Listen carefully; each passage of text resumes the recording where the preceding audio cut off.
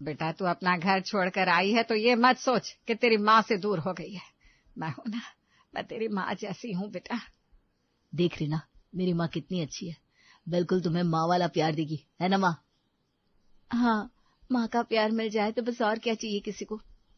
अरे और नहीं तो क्या, मेरी बेटी की तो शादी हो गई, वो ससुराल चली गई।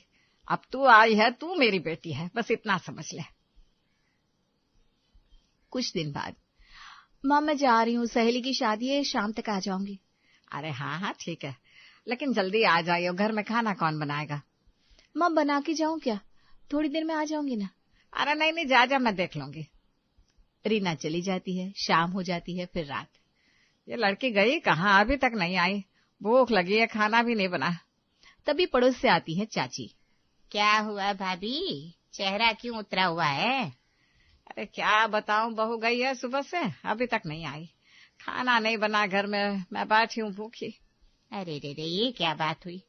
अपनी माँ को भी क्या इस तरह अकेला छोड़ देती बिना खाना बनाए? वहाँ तो नहीं करती होगी ये सब। बस यही तो है, यहाँ आकर आजाद हो गई है। रीना रात को आती है। माँ सॉरी, ट्रैफिक में फंस गई थी, देर हो गई। बेटा देख तू ना, ये घर तेरा है, यहाँ जिम्मेदारी भी तेरी है।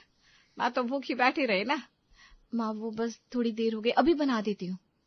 अभी बना देती हूँ? अरे पहले सोचना चाहिए था ना, तेरी अपनी माँ होती तो कैसे छोड़ के जाती उसे। रीना चुप रह जाती है। अगले हफ्ते सास की तबीयत खराब हो जाती है, बुखार है, कमजोरी है। माँ चलो ना डॉक्टर के पास चलते हैं। सिड का इंतजार करते हैं, वो आ जाए फिर। माँ अभी तो 3 बजे हैं, सिड शाम को आएगा, मैं ले चलती हूँ ना। नहीं रहने दे, मेरा बेटा ले जाएगा। भाभी ये बहू है, बेटा नहीं। बेटे का इंतजार कर लो, वही सही है। चाची मैं भी तो ले जा सकती हूँ ना। अरे तेरी अपनी माँ बीमार होती तो तू क्या बैठी रहती, दौड़ के नहीं जाती उसके पास? यहाँ भी तो वही करना है। तो चाची मैं ले जाने को तैयार हूँ, माँ मना कर रही है। अरे रहने देना, सिड आएगा वो ले जाएगा मुझे।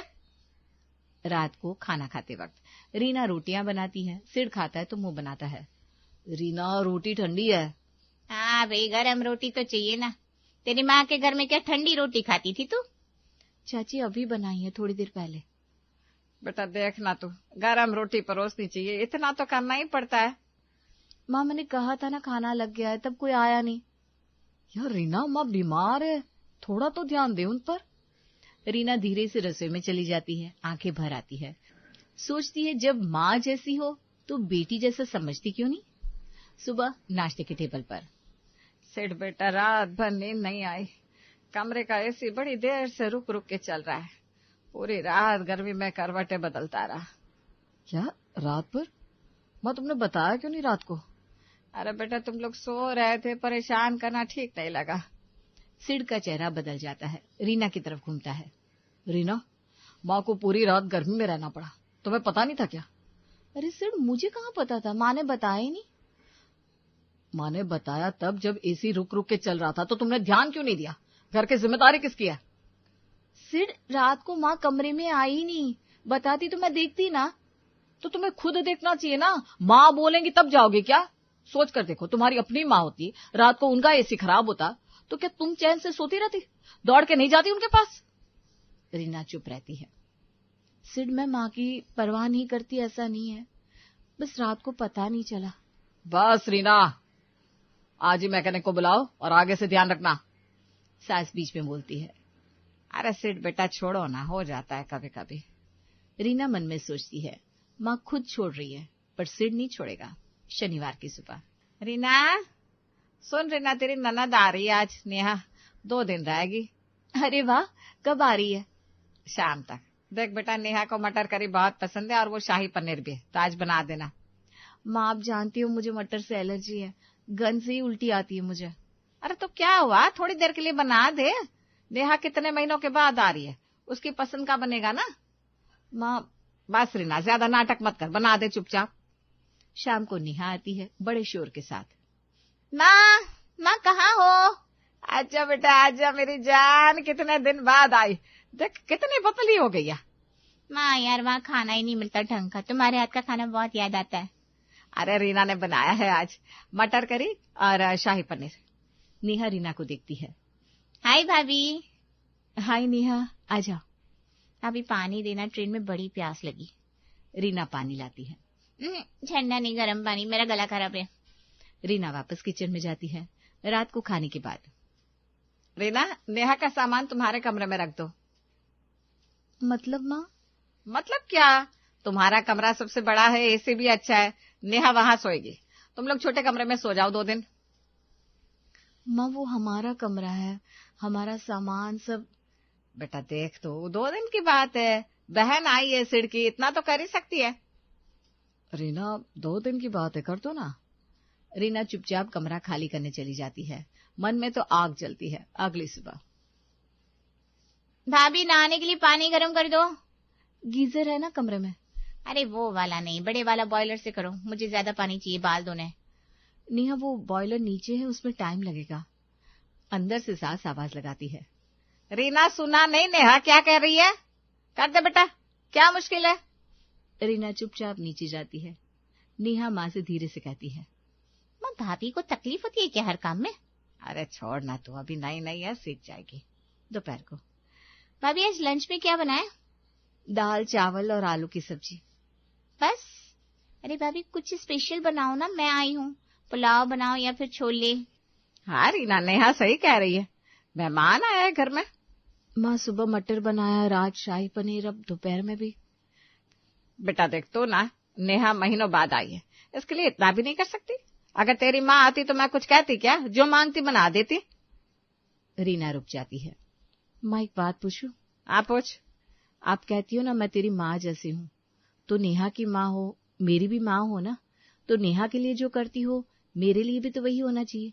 मेरी पसंद, मेरा आराम, वो कब देखोगी माँ? कमरे में सन्नाटा छा जाता है। ये क्या बेतुकी बातें कर रही है? माँ बेतुकी नहीं, सच्ची बात है। नेहा की पसंद का खाना बनाओ, उससे बड़ा कमरा दो, उसके लिए गर्म पानी करो, सब ठीक है। लेकिन जब मेरी बारी आती है तो मैं बहू हो जाती हूँ, बेटी नहीं रहती। भाभी ये क्या? नेहा, मैं तुमसे नहीं कुछ कह रही हूँ, तुम्हारा कोई कसूर नहीं है। बस इतना समझो कि घर में 2 औरतें हैं, एक बेटी एक बहू, फर्क साफ दिखता है। रीना किचन में चली जाती है। आंखें भारी है, हाथ कांप रहा है। सास और नेहा चुप बैठी है। नेहा धीरे से कहती है, माँ भाभी गलत तो नहीं कह रही थी? सास कुछ नहीं बोलती, खिड़की के बाहर देखती रहती है, लेकिन मन में यही सोच होती है कि कैसे बहू का फिर से ब्रेन वॉश करे। रात को रीना कमरे में अकेले बैठी है, आंखें सूजी है, सिर बाहर माँ के पास बैठा है। दरवाजा खुलता है, सास अंदर आती है तो हाथ में दूध का ग्लास है। रीना बेटा ले, हल्दी वाला दूध बनाया है, पी ले। रहने दो माँ। अरे नहीं पी, तू रोई है ना, आंखें देख तेरी। बेटा मैं समझती हूँ कभी कभी बोल देते हैं हम बड़े, दिल पर मत ले। रीना चुपचाप ग्लास लेती है। सास उसके पास बैठ जाती है, बालों पर हाथ फेरती है। देख तू ना, नेहा मेरी बेटी है, उसके लिए दिल नरम हो जाता है, लेकिन इसका मतलब ये नहीं कि तू कम है मेरे लिए, तू भी मेरी बेटी है। माँ बस आवाज सुने ही, कल से सब ठीक। और सुन, कल नेहा के जाने के बाद तेरी पसंद का खाना बनाऊंगी मैं खुद, बता क्या खाएगी? रीना के चेहरे पर हल्की सी मुस्कान आती है। माँ छोले भटूरे। बस इतना बन जाएगा, अब सो जा। सास बाहर निकलती है, दरवाजा बंद होता है। सास के चेहरे का भाव बदल जाता है। मन में सोचती है, काम निकालना है तो हाथ मीठा रखना पड़ता है, नहीं तो कल से मुंह फुला के बैठेगी और घर का काम कौन करेगा। अगली सुबह नेहा जा चुकी है, घर शांत है। रीना बेटा जरा बाजार से धनिया लिया, और हाँ ऊपर वाले कमरे की सफाई भी करनी है, आज झाड़ू पोछा दोनों। माँ कल बोली थी ना छोले भटूरे बनाऊंगी। अरे हाँ बनाऊंगी ना, पहले ये काम निपटा ले फिर बनाती हूँ। रीना चली जाती है। सेठ बाहर बरामदे में खड़ा सब सुन रहा था, देख रहा था। शाम को रीना थकी हुई सोफे पर बैठी है। सुबह से लगातार काम किया है, बाजार, सफाई, खाना, बर्तन। सास टीवी देख रही है आराम से। रीना चाय बना देना बेटा। रीना उठने लगती है। माँ रीना अभी बैठी है, थोड़ी देर में बना देगी। अरे बेटा चाय ही तो मांगी है। माँ एक बात पूछूं? सच में? हाँ हाँ पूछ। रीना सुबह से क्या क्या कर रही है? बाजार गई, ऊपर का कमरा साफ किया, खाना बनाया, बर्तन मांजे, और अब चाय। माँ ये घर है या सेठ? ये बहू का काम होता है। माँ तुमने कहा था ना बेटी है मेरी, बेटी से ऐसे काम कराते हैं क्या? और कल रात वो दूध लेकर गई, वो प्यार था या बस इसलिए कि सुबह काम मिले? सेठ ये क्या बोल रहा है? माँ मैं देख रहा हूँ, सब देख रहा हूँ। रीना चुपचाप किचन में चली जाती है, आंखें भर आती है, लेकिन इस बार रोती नहीं, बस सोचती है कम से कम सिड को दिखा तो। रविवार की दोपहर, सास का कमरा बंद था। रीना पानी देने गई तो दरवाजा थोड़ा खुला था। अंदर झांका। सास नेहा के हाथ में कुछ दे रही थी, पुराना डिब्बा, उसमें चमकते गहने। ये तेरी दादी के है और ये वाला हार मेरी शादी का, रख ले बेटा, तेरे पास रहेंगे। माँ इतने पुराने संभाल लूंगी ना? अरे तू संभालेगी, मेरी बेटी है, तुझ पर भरोसा है मुझे। रीना वहीं रुक गई, हाथ में पानी का ग्लास, दिल धक से हुआ। रात को रीना से रहा नहीं गया। माँ वो गहने जो आपने नेहा को दिए, क्या मुझे एक भी नहीं मिलेगा? सास का चेहरा बदल गया। कौन से गहने? माँ मैंने देखा था। देख रीना, वो खानदानी गहने हैं, पुश्त दर पुश्त चले आए हैं, बेटी को जाते हैं, बहू को नहीं। माँ आपने कहा था ना मैं आपकी बेटी हूँ, तो फिर? बेटा कहने की बात और होती है, गहने खून के रिश्ते में रहते हैं। रीना की आंखें भर आई। माँ जब काम होता है तो बेटी, जब हक की बात आती है तो बहू, ये कैसा रिश्ता है? सिड दरवाजे पर खड़ा सब सुन रहा था, अंदर आया। माँ रीना गलत नहीं कह रही, तुमने खुद कहा था बेटी है मेरी, तो बेटी वाला हक भी दो ना, सिर्फ बेटी वाला काम मत लो। सास चुप रही। नेहा ने धीरे से डिब्बा माँ की तरफ बढ़ाया। माँ रख लो वापस, रहने दो। भाई भाभी को इतना बुरा लग रहा है तो वैसे भी क्या ही कर दिया तुम लोगों ने मेरी शादी में। लो हो गई बेटी नाराज, पता नहीं तुम दोनों को इसे हर्ट करने में क्या ही मजा आता है। बेटी मायके से हंसते जाए तो मायका भी संपन्न होता है। माँ जी तो बहू अगर परेशान है ससुराल में तो क्या, बहू तो बेटी होती है ना। इतना सुनते ही सास का गुस्सा हाई हो जाता है। बहू बेटी होती है, बहू बेटी होती है, क्या रट लगा रखी है ये? माँ तू नहीं तो बोला तो उसे। एक बेटी है उनकी, उनको जरूरत नहीं है और बेटी की, समझे?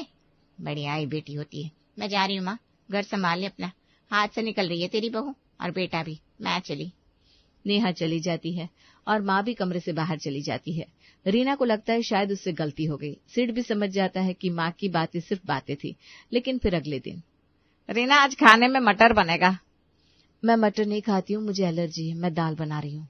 सास हमेशा की तरह। क्या घर में तेरी माँ को खाना होता तो भी बनाती ना? सुनिए माँ जी, माँ मेरी वो कोई चीज नहीं खाती जो मुझे पसंद नहीं है। वो माँ है मेरी, सास नहीं।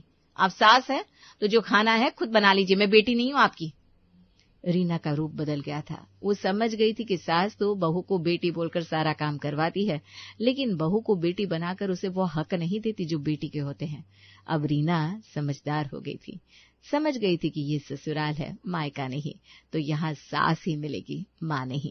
कमला देवी के घर लिविंग रूम में कुछ मेहमान और उनकी पुरानी सहेली सुमन जी चाय नाश्ते के साथ गप्पे मार रही थी। मम्मी जी, हम लोग अब निकल रहे हैं, रात का डिनर रेडी है, आप बस देख लेना। ठीक है बेटा, जाओ। पर तुम लोग इतनी जल्दी में कहाँ भागे जा रहे हो? मम्मी जी, आज वीकेंड है ना, तो दोस्तों के साथ बाहर जाने का प्लान पहले से ही फिक्स था, आने में थोड़ा लेट हो जाएगा। हाँ मम्मी, आप लोग आराम से खाइए, हम लेट नाइट तक ही वापस आ पाएंगे। जैसे ही दोनों बेटे और बहुएं सोफे के पास से गुजरकर मेन गेट की तरफ बढ़े, सुमन जी की नजर उनकी जीन्स पर पड़ी। अरे बेटा, एक मिनट रुकना, तुम लोग ये कैसे फटे फटे कपड़े पहनकर बाहर जा रहे हो?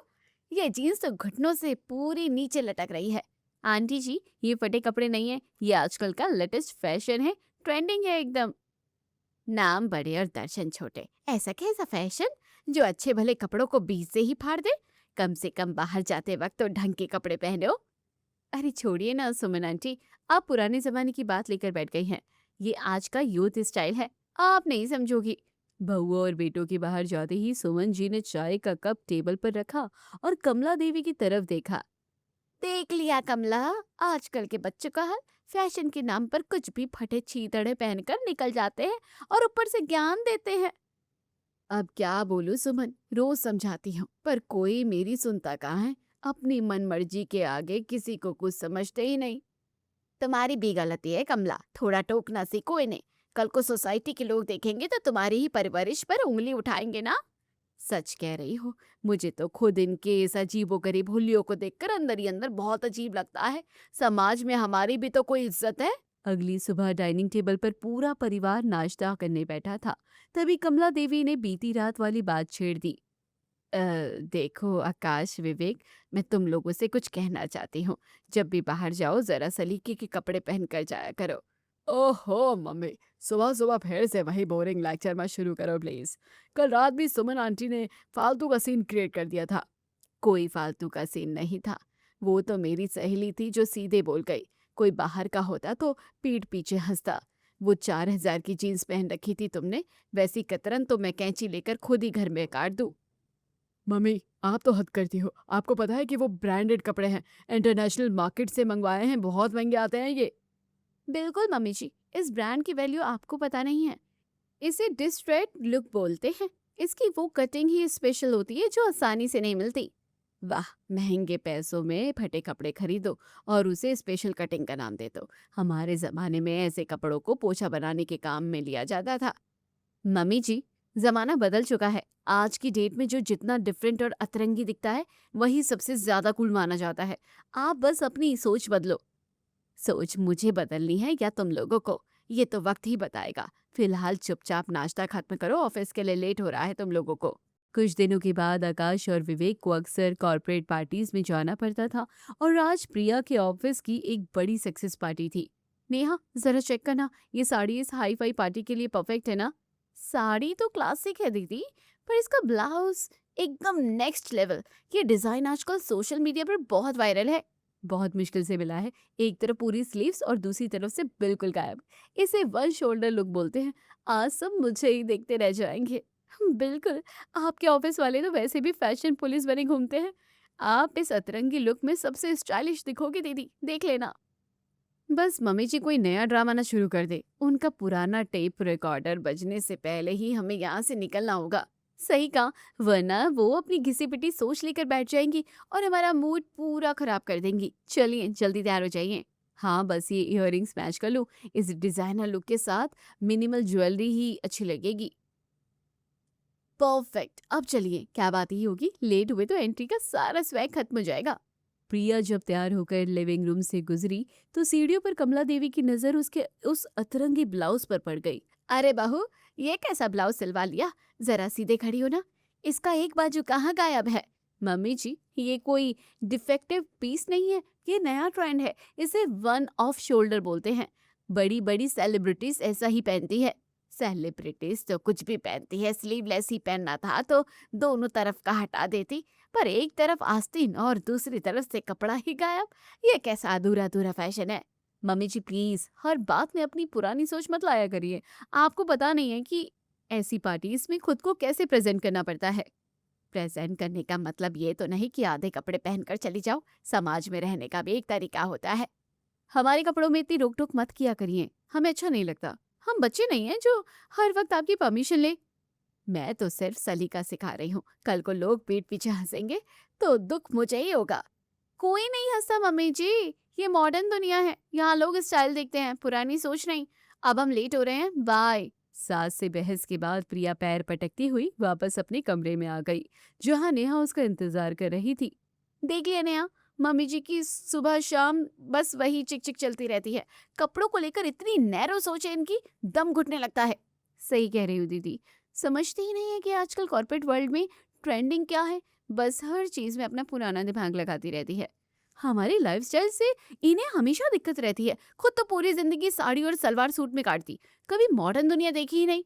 इन्हें आज के हाई फाई कल्चर का एफ भी नहीं पता। जो खुद कभी घर से बाहर ना निकला हो वो हमें ग्रूमिंग सिखा रहा है। मुझे तो समझ नहीं आता कि इन्हें प्रॉब्लम कपड़ों से है या हमसे। हर अच्छे प्लान का कबाड़ा करना इनका काम बन गया है। छोड़ो ना दीदी, आप फालतू में मूड क्यों खराब कर रही हो? मम्मी जी का तो काम यही है। आप बस पार्टी एंजॉय करने चलो। हाँ चलो, गाड़ी आ गई है। इन बेकार की बातों के चक्कर में मैं अपना वीकेंड खराब नहीं करने वाली। बिल्कुल, let's go and rock the party. रात के समय जब सब सो गए तो कमला देवी बेडरूम में बहुत परेशान होकर चक्कर काट रही थी। अजी सुनते हो, जरा उठो, मुझे तुमसे बहुत जरूरी बात करनी है। मुझे तो सोच सोच कर ही टेंशन हो रही है। अब क्या हो गया कमला? रात के 11 बज रहे हैं, चैन से भी नहीं सोने देती हो। सुबह ऑफिस जाना है मुझे, क्या प्रॉब्लम है? प्रॉब्लम मेरी नहीं, तुम्हारे लाडले बेटों और बहुओं की है। आजकल के इन बच्चों को रहने का तरीका और कपड़ों का सलीका बिल्कुल नहीं पता। देखो कमला, तुम क्यों हर बात में अपनी टांग अड़ाती हो? रहने दो ना, जैसे वो अपनी जिंदगी जीना चाहते हैं, जीने दो। आपको तो सब मजाक लगता है। आज बहू कैसा आधा अधूरा ब्लाउज पहनकर बाहर गई है, मैं तो तुम्हें बता भी नहीं सकती। दुनिया हम पर हंसेगी। ये आज के ज़माने के बच्चे हैं, उनका अपना स्टाइल है। तुम बिना बात के राय का पहाड़ बना रही हो। चुपचाप सो जाओ। समाज में हमारी भी कोई इज्जत है? अगर बहू बेटे ऐसे अजीबो-गरीब कपड़े पहनेंगे तो लोग हमारी परवरिश पर उँगली उठाएंगे। कोई उँगली नहीं उठाता, तुम बस ज़रूरत से ज़्यादा सोचती हो। बच्चों को उनका स्पेस दो, वरना वो चिढ़ने लगेंगे। स्पेस देने का मतलब ये तो नहीं कि वो लोग भी अंट-शंट पहन कर निकल जाए। आपको तो बस अपनी नींद की पड़ी है। हाँ, क्योंकि सुबह मुझे काम पर जाना है। तुम्हारी तरह घर पर रहकर बस कमियां नहीं ढूंढनी है। अब लाइट बंद करो और सोने दो। कुछ दिन बाद नेहा और विवेक की मैरिज एनिवर्सरी आई, जिसकी ग्रैंड पार्टी नेहा ने शहर के एक बड़े से आलीशान होटल में रखी थी। डैड, मम्मी जी, आप दोनों को शाम को ठीक 7 बजे होटल पहुंचना है। लेट मत होइएगा प्लीज। हाँ बेटा, हम टाइम पे पहुंच जाएंगे, तुम लोग तैयारी करो। मम्मी, थोड़ा ढंग के कपड़े पहनना प्लीज। मेरे ऑफिस के बड़े बड़े क्लाइंट्स और वीआईपी गेस्ट भी आ रहे हैं वहाँ। तुम चिंता मत करो बेटा, आज मैं ऐसा कपड़ा पहनूंगी कि तुम्हारी पार्टी का लेवल ही बदल जाएगा। चलिए नेहा, हम चलते हैं, वरना सैलून में अपॉइंटमेंट मिस हो जाएगी। हाँ दीदी, लेट्स गो। मम्मी जी, याद से टाइम पर आ जाइएगा। बिल्कुल बेटा, आज मैं तुम्हें असली फैशन का ऐसा सॉल्यूशन दूंगी कि जिंदगी भर याद रखोगी। कमला, तुम्हारी आंखों की चमक मुझे ठीक नहीं लग रही है। क्या खिचड़ी पका रही हो दिमाग में? कुछ नहीं जी, बस बच्चों की खुशी के लिए उनकी ही भाषा में एक छोटा सा सरप्राइज रेडी कर रही हूँ। होटल का पार्टी हॉल मेहमानों से खचाखच भरा हुआ था। तभी कमला देवी ने फटी हुई साड़ी और कटे हुए प्लाजो में ग्रैंड एंट्री ली। अरे टीना, जरा गेट की तरफ देखना, ये कौन अजीब सी लेडी आई है? इनकी साड़ी का पल्लू तो बीच से पूरा फटा हुआ है।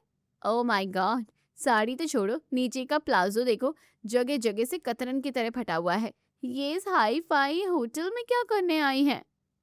भाई आकाश, जरा उधर देख, वो तुम्हारी मम्मी जैसी दिख रही है, पर ये कैसा हुलिया बना रखा है इन्होंने। धत तेरे की, ये तो मम्मी जी है। पापा उन्हें रोक क्यों नहीं पाए हैं? शिट, ये क्या तमाशा है? सारे क्लाइंट्स के सामने हमारा कबाड़ा हो गया आज।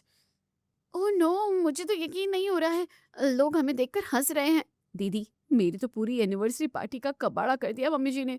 मैं तो किसी को मुंह दिखाने लायक ही नहीं बची। दोनों बेटे और बहुएं शर्म से लाल होकर तुरंत कमला देवी को घेर कर हॉल के कोने में ले आए। मम्मी जी, ये क्या बकवास है? आप ऐसे फटे पुराने कपड़े पहनकर हमारी पार्टी में कैसे आ सकती है? अरे बेटा, गुस्सा क्यों हो रहे हो?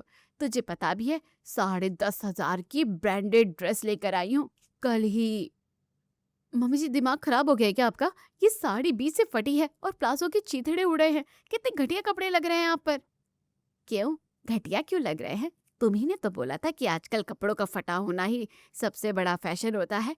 मम्मी जी, हमारी बात अलग है, आपकी बात अलग है। आप इस उम्र में ऐसा घटिया लुक कैरी करोगे तो लोग क्या सोचेंगे? तो मैंने सोचा कि तुम लोगों की इतनी हाई प्रोफेशनल पार्टी में आना है तो तुम्हारी सोच के हिसाब से ही कपड़ा पहनना होगा ना। गवार थोड़ी ना बन के आती ही मैं यहाँ। मम्मी, फैशन के चक्कर में आपने हमारी इज्जत का कचरा कर दिया। सब लोग हमारा मजाक उड़ा रहे हैं। अच्छा, जब तुम लोग फटी जीन्स लटका कर घूमते हो तब इज्जत का कचरा नहीं होता, तब तो वो ब्रांडेड और स्पेशल कटिंग होती है ना। इसी बीच बहू के ऑफिस कलीग्स और सहेलियां उनके पास आकर मजे लेने लगे। Hi Neha, happy anniversary. By the way, ये तुम्हारी मम्मी जी है क्या? मान गए भाई, इनका फैशन सेंस तो एकदम अतरंगी है। हाँ टीना, वो एक्चुअली मम्मी जी थोड़ा डिफरेंट स्टाइल ट्राई कर रही थी आज। अरे विवेक भाई, आंटी जी ने तो रणवीर कपूर को भी पीछे छोड़ दिया। पर ऐसी फटी हुई डिजाइनर ड्रेस मिलती कहाँ है भाई? हमें भी बताना। हाँ नीलेश, वो बस एक नया एक्सपेरिमेंट था। तुम लोग प्लीज स्नैक्स एंजॉय करो। एक्सपेरिमेंट या पागलपन, जो भी हो, आज की पार्टी तो लाइफ टाइम याद रहेगी। देख लिया मम्मी जी, आपके इस घटिया फैशन की वजह से आज हमारी पूरी साख मिट्टी में मिल गई। बेटा, जब आग खुद के घर में लगती है ना, तब तपन का एहसास होता है। दूसरों को ज्ञान देना बहुत आसान है। अगली सुबह घर के बरामदे में रामप्रसाद जी आराम से चाय पीते हुए न्यूज़पेपर पढ़ रहे थे और दोनों बेटे बहुए मुंह फुलाकर बैठे थे। अरे सुनो कमला, जरा इधर आना, देखना इसमें क्या जबरदस्त खबर छपी है। क्या हुआ? सुबह सुबह कौन सा बड़ा धमाका हो गया न्यूज़पेपर में? डैड प्लीज, आप न्यूज़पेपर बाद में पढ़ना। यहाँ ऑलरेडी कल रात की वजह से इतनी बड़ी प्रॉब्लम खड़ी हो गई है। सही में डैड, कल रात की पार्टी में जो सीन हुआ ना, उसका कोई सॉल्यूशन नहीं दिख रहा। हमारी तो पूरी इज्जत का कचरा हो गया है। अरे तुम अपनी प्रॉब्लम छोड़ो, पहले ये सुनो, इसमें लिखा है कौन बनेगा रणवीर कपूर। एक नया कंपटीशन आया है। क्या? रणवीर कपूर कंपटीशन? दिखाओ मुझे, कहाँ लिखा है? ओ भाई सच में, जो भी सबसे अतरंगी कपड़े पहनकर जीतेगा उसे पूरे 1 लाख का प्राइज मनी मिलेगा। और सुनो, इसमें ये भी लिखा है कि विनर को किसी बड़े इंटरनेशनल ब्रांड के साथ काम करने का भी मौका मिलेगा। चांस तो अच्छा है। चांस तो सॉलिड है भाई, पर तुम दोनों का ये फटे कपड़ों वाला फैशन कल रात ही फेल हो चुका है। अब क्या नया अतरंगी पहन कर जाओगे? हम कुछ नया ट्राई करेंगे आकाश। इस कंपटीशन को तो हमारे ऑफिस के लोग भी देखेंगे। हमें इसमें हर हाल में पार्टिसिपेट करना है। बिल्कुल, कल रात का डैमेज कंट्रोल करने का इससे बेस्ट मौका नहीं मिलेगा। हम आज से ही इसकी तैयारी शुरू करते हैं। तुम लोग बस देखते जाओ, इस कंपटीशन में ऐसा सॉल्यूशन निकलेगा कि सब देखते रह जाएंगे। कमला, तुम फिर से वही रहस्य में मुस्कान हंस रही हो। अब क्या नया प्लान बना रही हो तुम? कुछ नहीं जी, बस देखते जाइए कि असली अतरंगी फैशन किसे कहते हैं। बच्चों को उनकी ही भाषा में जवाब मिलेगा। मम्मी जी, आप प्लीज इस कंपटीशन से दूर रहना। कल रात का शौक हमारे लिए काफी था। अरे जब कंपटीशन ओपन फॉर ऑल है तो मैं क्यों पीछे हटूं? चलो तुम लोग अपनी तैयारी करो, मैं अपनी करती हूँ। कंपटीशन के बड़े एडिटोरियम का स्टेज रंग बिरंगी लाइट से चमक रहा था और होस्ट मीरा ने शो की शुरुआत की। हेलो एवरीवन, स्वागत है आप सभी का हमारे स्पेशल शो कौन बनेगा रणवीर कपूर में। आज हमारे जज रोहित जी देखेंगे कि किस में है असली अतरंगी स्वैग। थैंक यू मीरा, मुझे आज ऐसे स्टाइल की तलाश है जो अतरंगी तो हो पर उसमें क्लास और ग्रेस होना चाहिए, सिर्फ अजीब दिखना फैशन नहीं है। बिल्कुल सर, तो चलिए बुलाते हैं हमारे अगले पार्टिसिपेंट को। वेलकम ऑन द स्टेज प्रिया और नेहा। प्रिया और नेहा अजीबोगरीब कटी फटी ड्रेसेस पहनकर स्टेज पर रैम वॉक करने लगी, पर जजों के चेहरे पर कोई इंप्रेशन नहीं आया। सॉरी टू से लड़कियों, पर आपका ये लुक बहुत ही प्रिडिक्टेबल है। सिर्फ कपड़ों को फाड़ देना या अंट शंट पहन लेना अतरंगी फैशन नहीं कहलाता। Next please. शिट, जज को हमारा लुक पसंद नहीं आया नेहा, हमारी सारी मेहनत बेकार हो गई। हाँ दीदी, जरा उधर देखो, गेट से कौन आ रहा है? ओह माय गॉड, वो तो मम्मी जी है। तभी ऑडिटोरियम के मेन गेट से कमला देवी ने बेहद से स्टाइलिश मल्टी कलर साड़ी, गले में अतरंगी स्कार्फ, हाथों में ग्लव्स और सिर पर कूल कैप लगाकर धमाकेदार एंट्री ली। वाओ, लुक एट दैट, हमारी अगली कंटेस्टेंट ने तो स्टेज पर आते ही आग लगा दी है। क्या स्वैग है, क्या कॉन्फिडेंस है। एक्सीलेंट, इसे कहते हैं असली अतरंगी फैशन।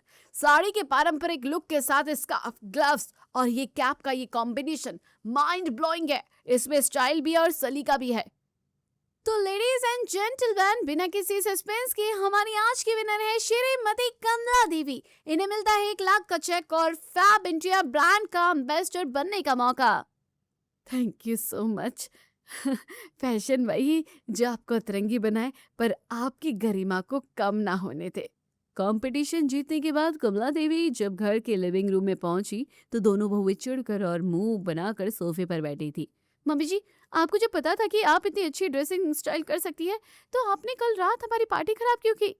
हाँ मम्मी जी, आपने तो ये कंपटीशन भी जीत लिया, वहाँ होटल में हमारे कलीग्स के सामने हमें नीचे दिखाने की क्या जरूरत थी?